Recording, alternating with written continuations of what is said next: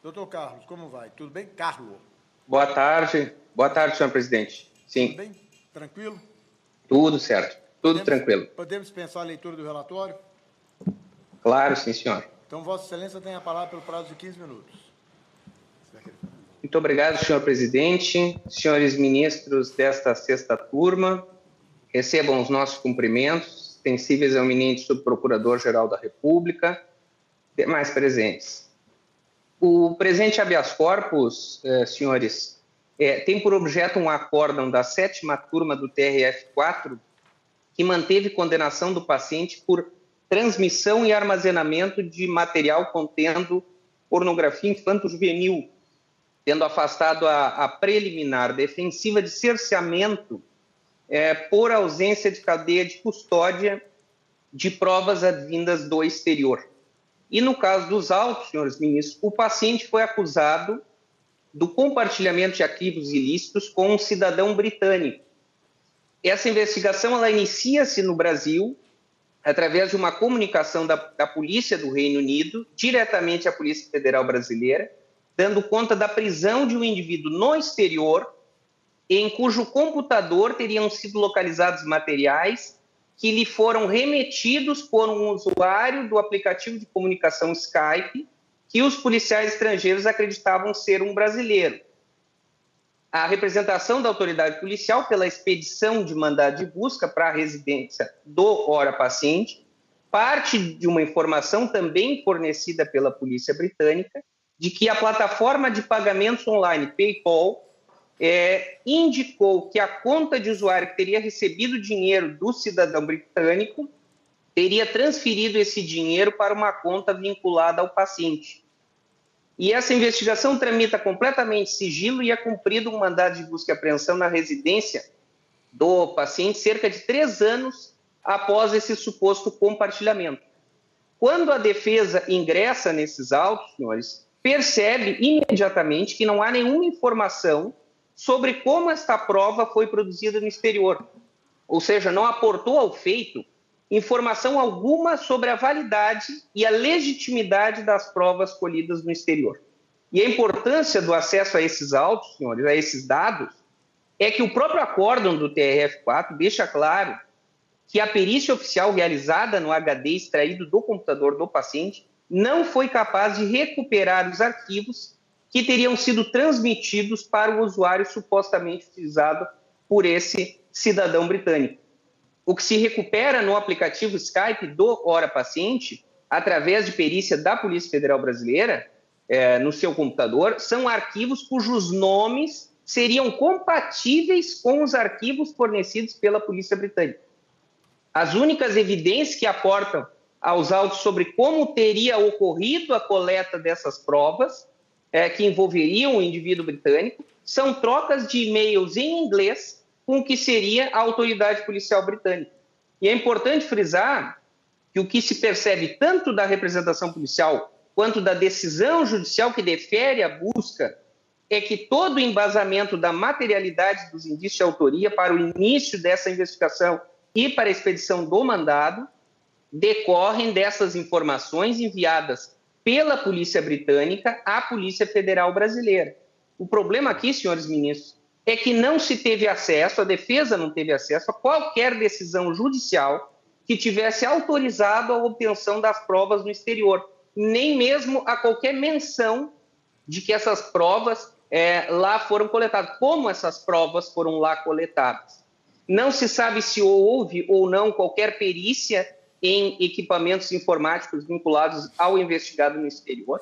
Não se sabe absolutamente nada sobre eventual processo que o cidadão britânico tenha respondido ou não. A decisão judicial que defere a busca na residência do paciente e depois a sentença e também o acórdão aceitam como inequívocos os dados informais enviados via mensagens de e-mails trocados entre os policiais. Portanto, o que se alega aqui, senhor relator e senhores ministros, é que não há como garantir a idoneidade ou a validade das provas encaminhadas à Polícia Federal Brasileira, pois todos os indícios de crimes supostamente praticados no exterior por um cidadão britânico não não passam de informações trazidas em meros e-mails. Não houve aqui qualquer tipo de preocupação com a cadeia de custódia dessas provas. A única preocupação da Polícia Federal Brasileira foi com a custódia do material apreendido na residência do paciente, já após o cumprimento do mandado de busca e apreensão ocorrido aqui no Brasil. Mas vejam que as imagens que teriam sido transmitidas pela internet, que são objeto da acusação, não foram apreendidas em nenhum dispositivo pertencente ao paciente. O laudo pericial mencionado pela sentença e pelo acordo do TRF4 referem apenas uma compatibilidade de nomes dos arquivos com aqueles que teriam sido fornecidos pela polícia estrangeira. E o que a defesa sempre alegou nesse processo é que não é porque dois arquivos possuem o mesmo nome que possuirão o mesmo conteúdo, tendo em vista que não houve apreensão de arquivos ilícitos na posse do paciente no Brasil. Aceitou-se, então, como suficiente os arquivos enviados pela polícia britânica, que, segundo consta, teriam sido localizados no exterior numa coleta que não se sabe como aconteceu. Ou seja, mais uma vez, não se consegue garantir a validade e a legitimidade dessa prova. Nenhuma referência existe acerca de como esses dados foram obtidos no exterior, até mesmo para a aferição de como se chegou a esse suspeito britânico. E no presente caso, partiu-se de uma total presunção, então, não só de veracidade de todas as informações vindas do exterior, como também de plena e absoluta legalidade de tudo que foi coletado e enviado pela polícia britânica. E chama atenção aqui, senhores ministros, que a defesa reiteradamente sustenta isso no processo e quando o julgamento de embargos declaratórios defensivos, no âmbito do TRF4, aquela corte regional afasta essa arguição, referindo que notícias dão conta de que as provas teriam sido chanceladas pelo Poder Judiciário do Reino Unido. Vejam aqui os senhores que o argumento da Corte Regional parte do que o MPF alegara no seu parecer, onde o Ministério Público sustenta que fizeram uma pesquisa no Google e obtiveram informações de que aquele cidadão britânico teria sido condenado pelo Poder Judiciário do Reino Unido. Ora, parece óbvio que não se pode admitir que notícias de sites pesquisados no Google possam servir como prova de validade de decisões judiciais estrangeiras.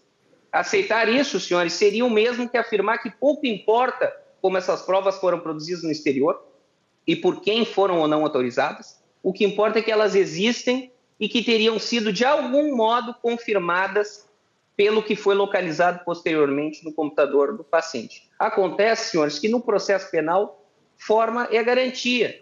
O princípio da tipicidade, que é o corolário da legalidade, é o que deve reger todo o processo. E aqui é inequívoco nos autos que não há qualquer validação das provas por parte do Poder Judiciário do Reino Unido, pois não aportou uma decisão judicial sequer ou uma prova técnica sequer que legitimasse a coleta das provas. Sequer se sabe a veracidade da informação de que os materiais encaminhados de fato teriam sido apreendidos na posse desse investigado britânico. Tudo que existe nos autos são e-mails enviados à Polícia Federal Brasileira, o que inclusive diz respeito ao EMILAT, que prevê a assistência jurídica mútua em matéria penal entre Brasil e Reino Unido, que prevê que essa cooperação entre as partes tem que ser através de uma autoridade central, e considerando que essas provas levam ao deferimento do mandado de busca e apreensão em desfavor do acusado e depois conduzem à própria condenação, parece aqui inquestionável que houve um grave prejuízo ao paciente. Então, o que se sustenta no presente HC, portanto, é que não havendo notícia alguma se as provas advindas do exterior foram obtidas legalmente, as mesmas devem ser reputadas inadmissíveis. Na esteira de diversos precedentes, tanto essa Corte quanto o Supremo Tribunal Federal, caso dos autos revela, na realidade, uma completa despreocupação do Estado com a integridade da cadeia de custódia, porque a parte tem o direito de conhecer e de se pronunciar sobre os resultados dos procedimentos de obtenção e produção da prova na sua integralidade, até porque um dos princípios fundamentais da disciplina probatória é justamente o da unidade da prova. Trata-se aqui, então, de um flagrante constrangimento ilegal, com violação direta ao direito de defesa, as garantias do contraditório e do devido processo legal. Sendo assim, que se requer a concessão da ordem para decretar a inadmissibilidade da prova proveniente do exterior e, em função disso, reconhecer a nulidade da decisão que acolheu a representação policial, determinou a expedição de mandado de busca e apreensão para a residência do paciente. E, no mérito, senhores, a concessão da ordem para a absolvição do paciente. Eis que as provas de materialidade e autoria todas derivam desses indícios inadmissíveis advindos da polícia estrangeira. Ou, alternativamente, para que essa corte, então, determine a autoridade coatora que analise a contaminação de outras provas decorrentes dessa inadmissibilidade originária da prova trazida do exterior. É isso, senhor presidente. Muito obrigado. Doutor Adonis, por favor. Senhor presidente, muito obrigado. Senhores ministros, doutor Carlos Velho Massi, cumprimento também pela sustentação. Senhores ministros, o que me cabe dizer aqui é o cuidado que devemos ter em não confundir a informação advinda do exterior com as